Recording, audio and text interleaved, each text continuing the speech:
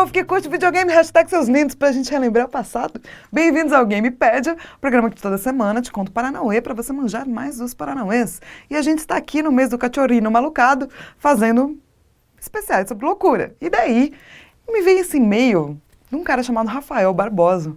E daí ele fala assim, Flávia, você podia fazer um Gamepédia que trata de doenças mentais de uma forma mais realista. Eu pensei, que ótima maneira, não? De a gente terminar este mês. Porque, olha só, por enquanto a gente tratou de videogames que, obviamente, vão falar de loucura, insanidade, sanidade, etc. Mas vão falar de um modo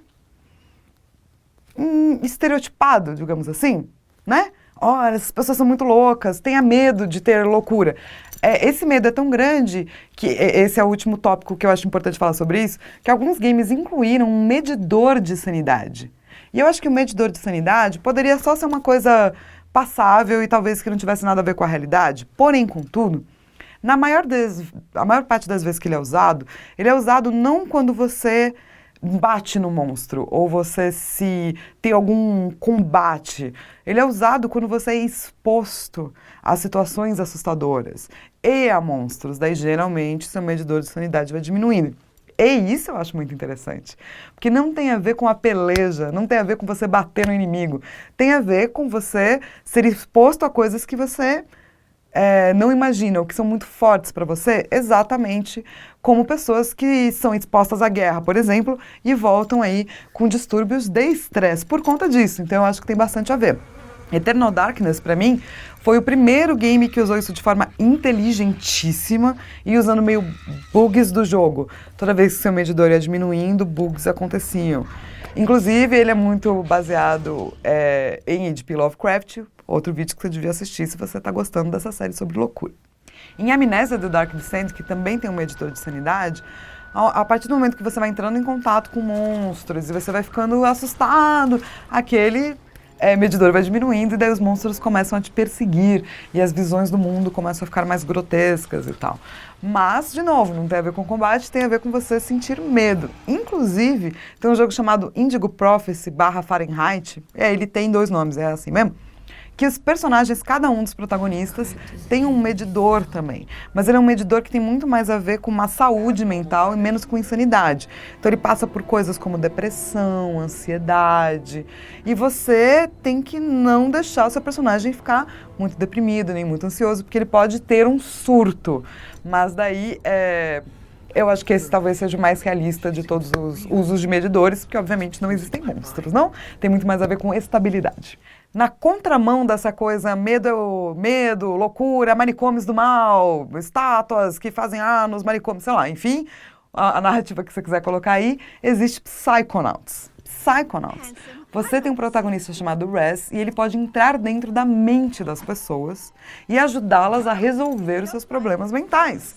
Então, é um jogo muito interessante porque, primeiro, a gente parte dos problemas que a gente parte do princípio que você tem esses problemas. Eles talvez possam ser ou aceitos ou resolvidos e você vai precisar de ajuda de alguém. É claro que no jogo isso é feito de uma forma lúdica, super bacana e divertida. Mas eu acho que ele tem uma outra visão sobre o que são, por exemplo, problemas mentais e como lidar com eles. Bem diferente dessa coisa de ter medo. Ainda mais porque ele é um jogo coloridinho, fofinho, legal e divertido, saca? E é claro que tem alguns games muito mais experimentais que vão tentar falar sobre saúde mental. Por que eles existem? Porque às vezes é muito difícil para as pessoas entenderem o que outra pessoa passa quando você não tem nenhum desses problemas, ou para as pessoas poderem se identificar com aquilo e entender que existem outras pessoas no mundo que passam pelas mesmas coisas que você e você, tá ali, você pode ter algum tipo de ajuda. Com relação à depressão, que era uma das coisas que o Rafael pediu para eu falar, tem um jogo chamado Elude, que é um menino que está nessa floresta cheia de verdes, mas verdes bem fechados e marrons, e ele está tentando ascender e ir para outro lugar. Subir, ou então ascender durante um estágio de depressão, é muito difícil. E isso fica bem claro no jogo. E daí você acaba caindo várias vezes para lugares escuros e aterrorizadores e tal. Tem outro jogo chamado Depression Quest, que é um Choose Your Own Adventure, quer dizer, você vai escolhendo aí a partir de texto para onde você quer levar a história. Ele é todo em texto, os textos são longos e são bem bacanas. E ele também foi feito para você entender o que passa uma pessoa que tem depressão. Quais são os sintomas, quais são os problemas que ela enfrenta todo dia. E é um dos jogos que eu super recomendo para se você tem um amigo que está se sentindo assim, ou se você já se sentiu assim. É muito legal porque ele pode colocar todos esses sintomas e colocar como é viver com isso de uma forma um pouquinho mais lúdica ou ajuda os outros a entenderem o que você está passando. Se você quer medo de verdade, eu te recomendo um jogo sobre transtorno obsessivo-compulsivo.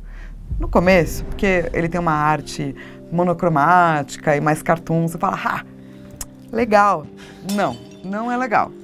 É um protagonista que vive num mundo de transtorno obsessivo-compulsivo e ele está tentando se livrar dos seus pesadelos e, obviamente, isso é muito difícil para quem tem ou passa por essa situação. E daí os sons começam a ficar extremamente bizarros no meio, as missões ficam cada vez piores, ele é completamente imprevisível e tem muita gente que se assustou de verdade jogando esse jogo que ilustra aí uma condição de não saúde mental. Sobre transtorno bipolar, eu não sei se você conhece, eu vou falar de um jeito muito simples aqui, mas transtorno bipolar é a pessoa que tem manias, momentos de mania, então ela está na ansiedade, tudo vai resolver, tudo vai dar certo, tudo, meu Deus, ou então de perseguição, isso também é mania, e momentos de depressão, essas coisas ficam intercaladas.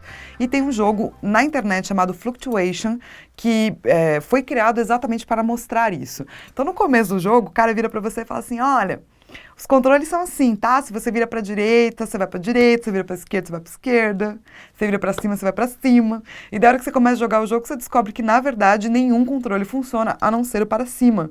Então você vai passando pelos estágios, entre aspas, de mania, subindo, subindo, acendendo, acendendo, acendendo, sem parar, e depois, obviamente, você cai para os estágios de depressão. E uma das coisas que o jogo faz no meio é colocar frases do tipo, eu estou vivendo algo que eu não tenho como escapar, ou eu estava predestinado a isso, que são frases normalmente associadas a essa doença mental.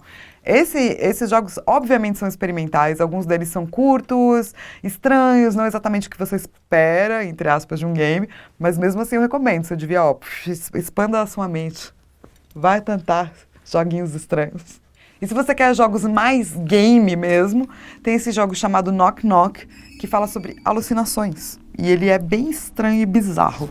Então o que você vai descobrir é que todos os diálogos daquele jogo, na verdade, são monólogos internos, porque o personagem tem, sim, problemas sérios. E por falar em problemas de alucinação, tem esse outro game chamado Hellblazer, que é sobre um transtorno esquizoafetivo, que é um tipo de esquizofrenia, em que a protagonista viu toda a sua tribo ser assassinada por vikings.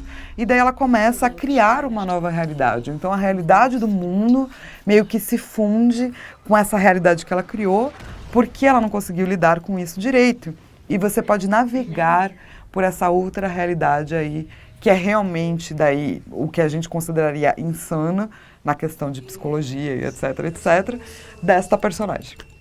Agora, para você que quer boas notícias, porque é bom, né, ter boas notícias, existem vários jogos hoje que são feitos para ajudar no tratamento de pessoas que têm algum problema de saúde mental. Ajudar, eu disse. Por quê?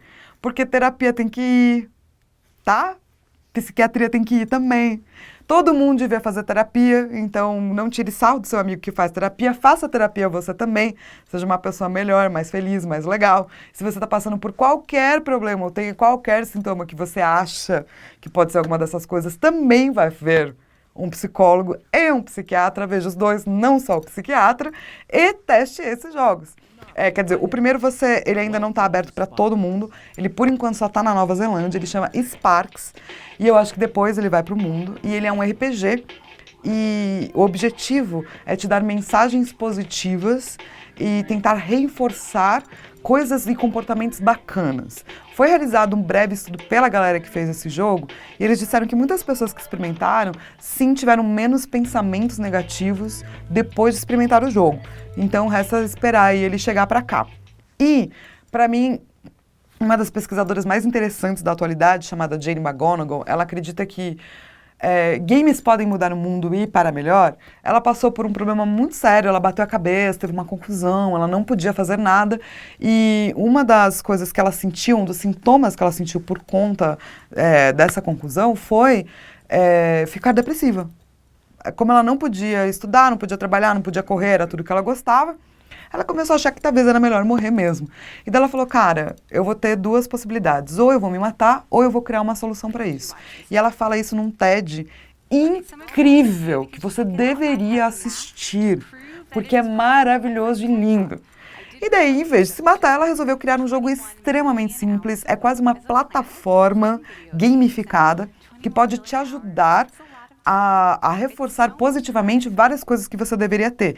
E é claro, ela fez isso com um bando de estudos, ela explica muito bonitinho quais são as fases do jogo e etc. Ela é totalmente inspiradora e eu acho que mesmo que você não tenha nenhum problema de saúde mental, você poderia testar esse jogo chamado Super Better, que é quase uma plataforma para promover melhorias para a sua vida. Então só testa, que é bom.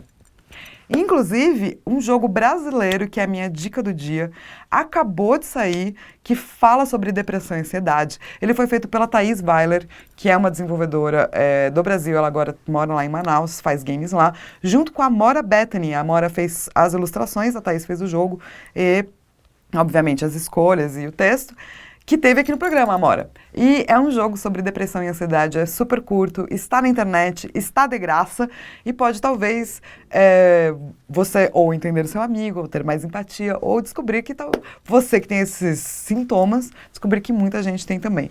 Eu deixo aqui um beijo para a Thaís e para a Amora. Eu achei o jogo muito bacana e, além disso, parabéns para a Thaís por se expor. Não é fácil quando a gente tem um problema, a gente contar esse problema para todo mundo e se colocar nessa posição de vulnerabilidade. Então, Thaís, sua linda, beijo, parabéns, precisando de qualquer coisa, avisa, liga, e que bom que você colocou tudo isso num jogo que eu tenho certeza que vai ajudar muita gente. Então é isso, semana que vem eu tô de volta com outro tema, outra coisa, e se você quiser um tema, você pode me pedir no e-mail higienebrasil@higiene.com e eu faço um gamepad inteirinho para você. Beijo, gente, tchau!